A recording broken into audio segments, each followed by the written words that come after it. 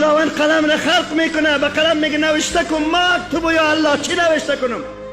قلم میگه نوشته کن، هر کس گناه میکنه دوزخ میره و ثواب میکنه جنت میره. قلم نوشته کرده میره به امتای حضرت ابراهیم علیه السلام، آدم علیه السلام، موسی علیه السلام، همین کل انبیاء کرام علیهم السلام تا نوبت رسید نوشته کرده میره. کسی گناه کرد کجا میره؟ بله نفهمیدم، بلند بگین کجا میره؟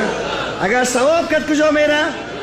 جنت. نوبت رسید به شاهزاده های دوران، به خدازده ها، اما خوشتالی ها، اما پشتیدار ها، اما پشتیباندار ها، امت محمد مصطفی علیه السلام.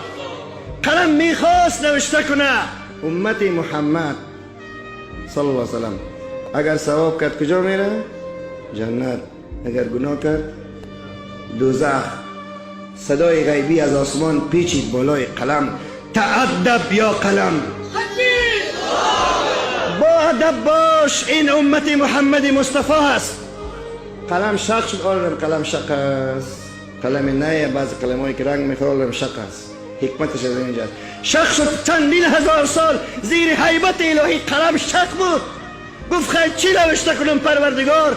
گفت نوشته که امت گناهگار پروردگار مهربان.